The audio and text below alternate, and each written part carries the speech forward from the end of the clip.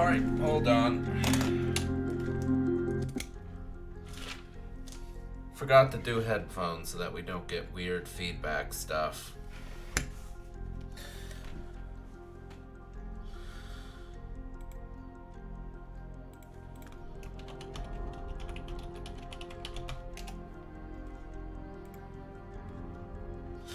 Okay, hi all. Hopefully this will be a stream that will help out people who have been coming to me, asking me about how the hell did I play this game. That's really all this will be.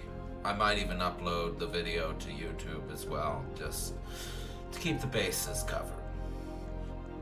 Anyway,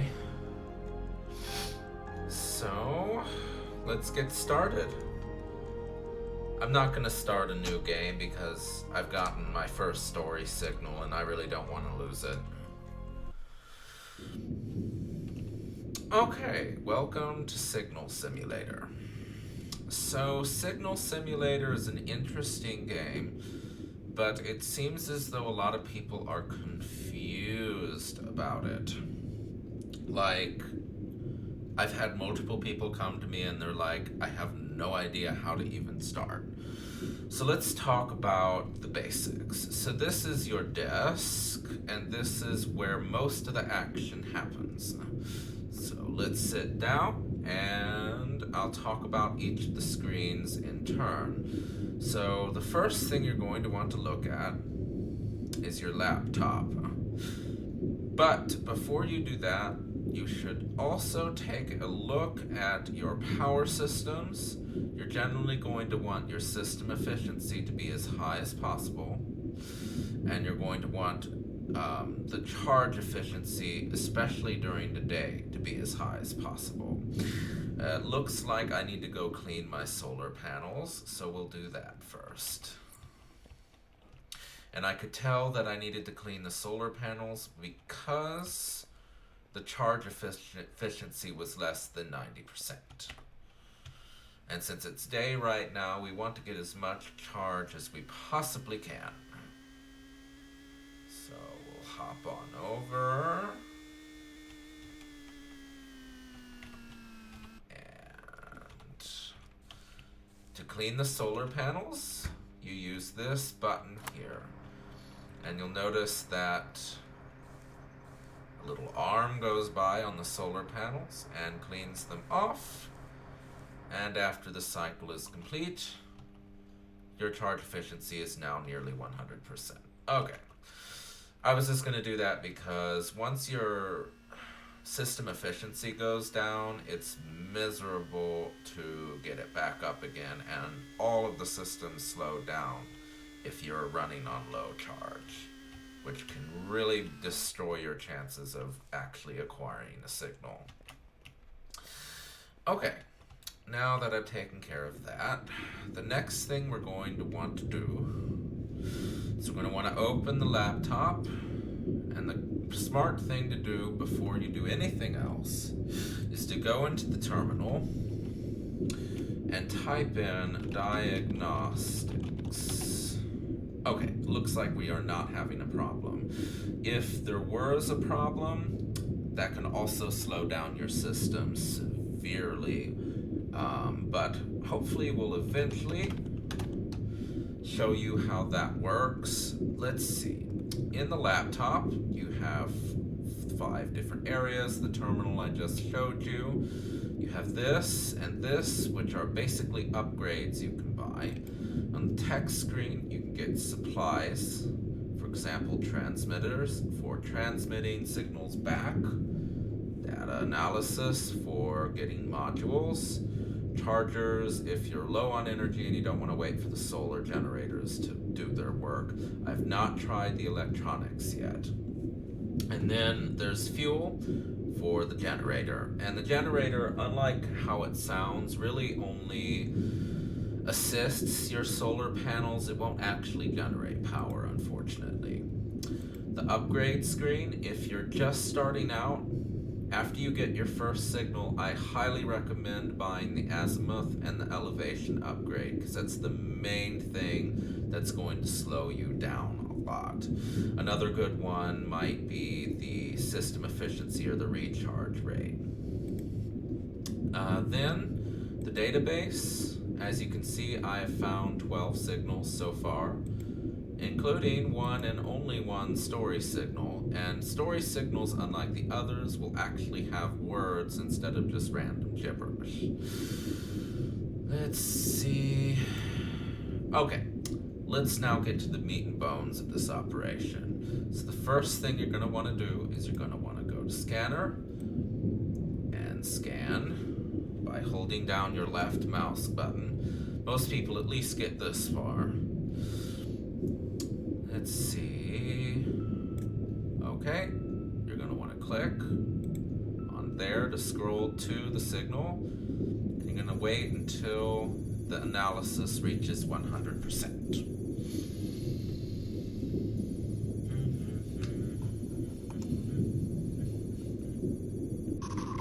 Oh, hi, Egg. Okay, so you see that? It said anomaly analyzed, anomaly decoded. That is a sign that that's a dud signal. Because if you log out and go over here, you'll see that on this panel, which is the first next step, the signal available has not lit up. So that's a dud, so we need to get a different one. So we scan again.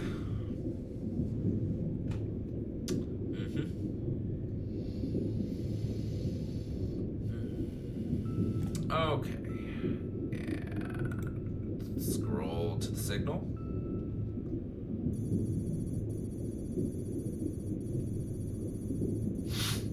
Let's see. Okay, that's another dead. So, as a shortcut, we'll just click New Scan.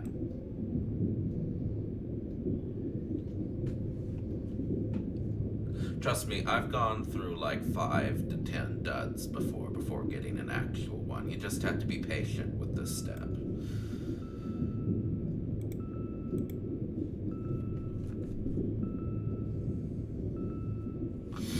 Let's see.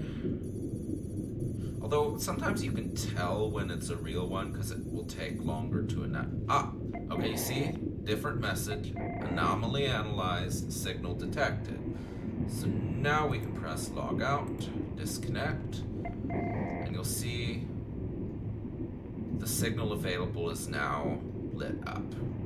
So the first thing you're going to want to do is you're going to want to try and find the frequency. You do that by basically scrolling through the manual, and you're waiting for the frequency locked light to light up. Oh, there we go.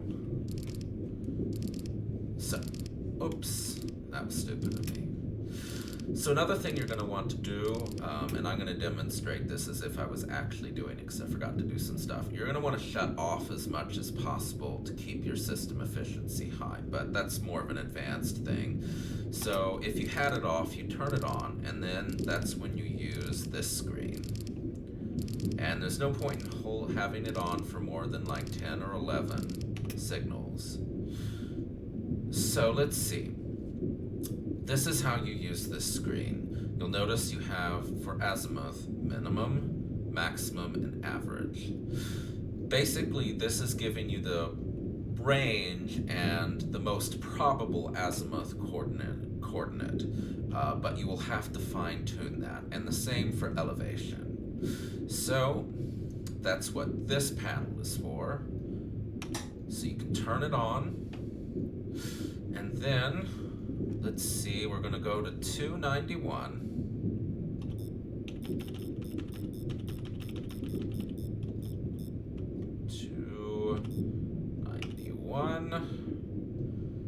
And we'll just do azimuth at first, and then we'll start scrolling. Now, this is something that I discovered that was helpful, and I'll demonstrate it in a moment. I'm going to keep an eye and wait until it gets to 305, or if I was coming from the other direction, 278. And you can do that by looking over here at the current azimuth coordinate.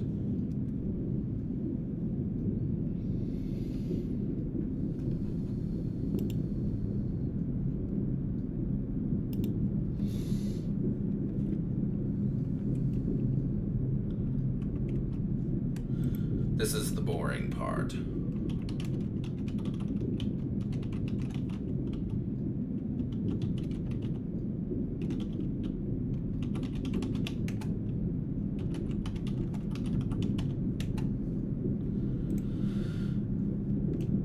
Okay. So yeah, this is the real boring part, so I might as well just sit here and talk. I hope everyone's day has been good. Mine has been actually really good. Anyway, let's see.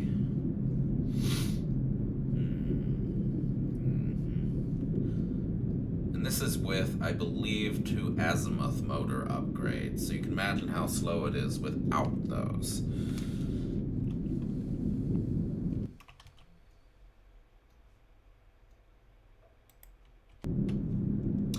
Sorry.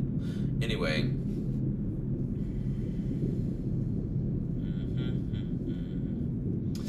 Let's see, I think while it's doing that, I'll talk about some of the other panels.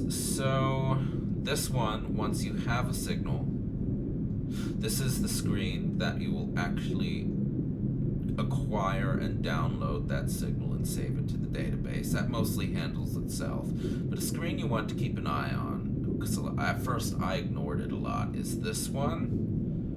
And also this one up here, because sometimes little Easter eggs happen on those screens. Like, I've seen a UFO pass in front of this screen while I'm downloading a signal, so keep an eye on it. And on this one, this tells you from what object that signal is coming from. Let me check something. The other screen you might keep an eye on is this one, because this tells you the server status. If there's a problem with one of the servers, this screen will show it, and you'll want to go into the terminal and type in Diagnostics like I did earlier to get more details on what's gone wrong. Looks like everything's good right now, though. Let's see.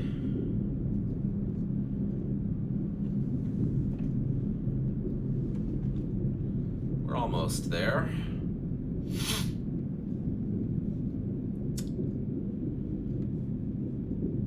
Okay. So I'm going to describe what I'm going to do once it reaches 305. Once it reaches 305, I'm going to oscillate between stop and start while keeping an eye on this screen, which tells us our signal strength. But this screen only updates when the antenna is not moving. The idea is I'm trying to scan through this range quickly to obtain the actual azimuth coordinate. And I will then do the same for elevation. Okay. We're almost there. Haha. Yeah, this is the boring part. This is why, like, one day I just sat in Signal Simulator for 12 hours while I was on Discord, because most of it was just me sitting here waiting for either the azimuth or the elevation to move. Ah, there we go. So, you'll notice we have no strength, so I'm going to be doing this very quickly to quickly scan through positions.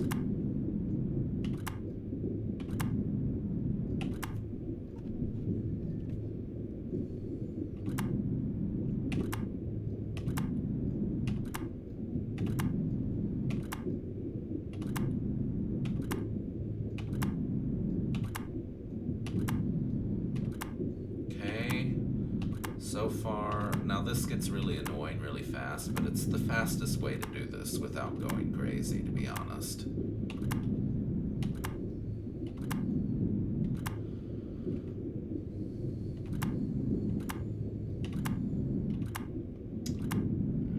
Keeping an eye on it.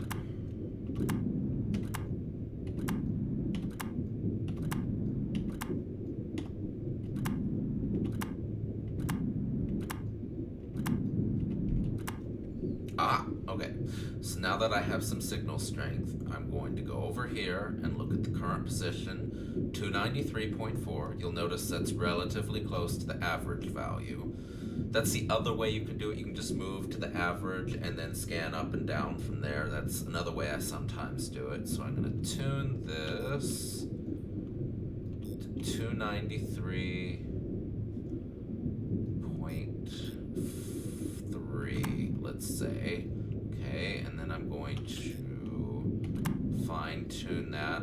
We're looking for a signal strength of approximately 50%. Because half of the strength comes from getting azimuth right, and the other half comes from getting elevation right. There we go, almost 50%. So now we need to do the elevation. So we want an average value of 23. Because we're already very close to the average value, I'm just going to set it to the average and show you scanning it that way.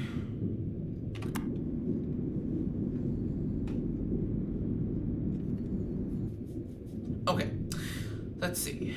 So let's start by scanning up. So I'll click that a couple times, move. And this is why this is in some ways a lot more annoying. But it's the other way you can do almost the same thing. And you'll basically keep on going until either you give up and decide to go the other direction, or you can go all the way to the maximum possible value. I've not yet encountered a situation where it was beyond the average by plus or minus 10. So that's something to bear in mind. Most of the time it's going to be relatively close to the average value, at least in my experience. Let's see.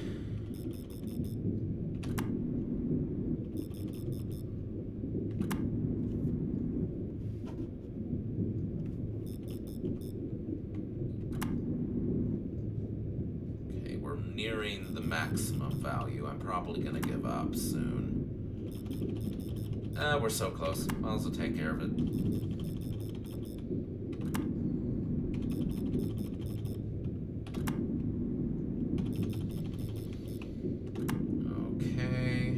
Okay, I give up. We'll go back to the average value. And we'll now scan down.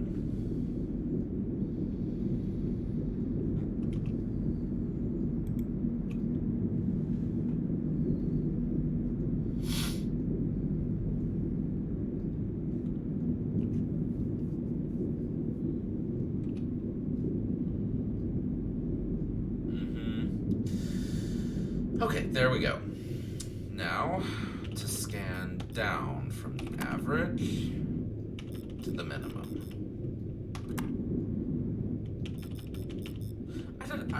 In some ways I'm not even sure why I like this so much. It's just relaxing for some reason.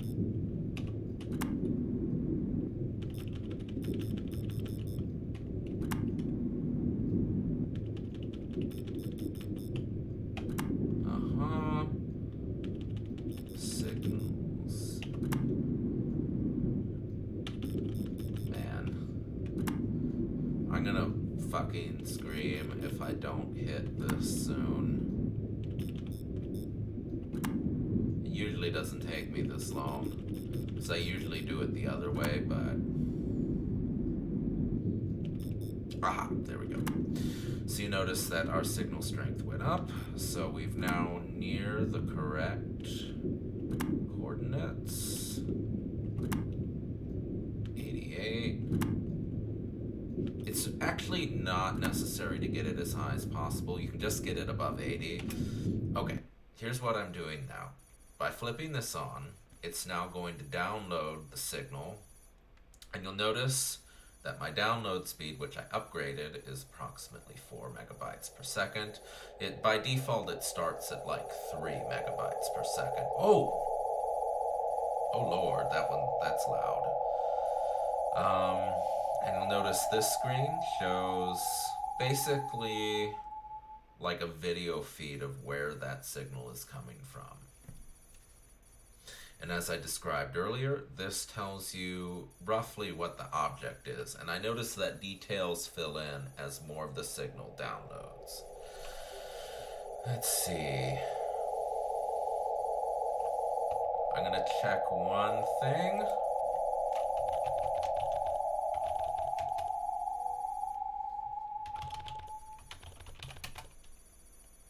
Nope, we're good. Anyway, I'm probably going to stop the stream after this one signal, because that seemed to be the part that people were having the most difficulty with, just getting one signal. And to be honest, it took me a couple tries, too, before I kind of figured out the tricks. Okay, it's almost done.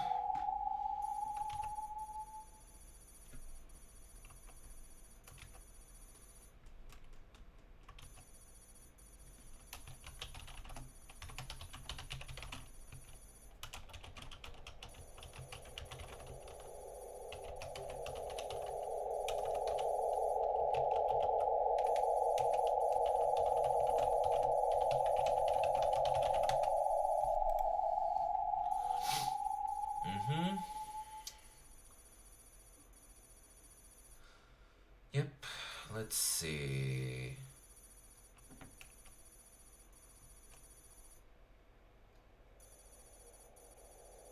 Okay, there we go. So now it's going to, you notice I got some credits. Now it's going to decode to binary and then decode to text, and there you go.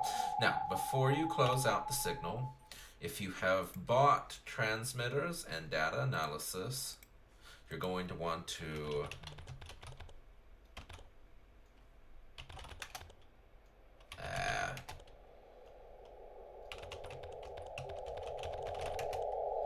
okay, so this is transmitting to it. Let's just say, and you're now going to send a response to that signal. Now, occasionally, from what I understand, there's a 1 in 100 chance that you will actually get a response to your signal if you transmit. Okay, now we need to signal analyze to search for module schematics. Okay, there was none. So now to stop that annoying noise by switching back to low power mode, and there you have it. You now have downloaded your first signal. To take a look at it, you go to your database, and there we go. Hopefully this video was helpful to at least some of you. I'll probably be uploading it to a YouTube maybe later to archive it. Anyway, see you all later.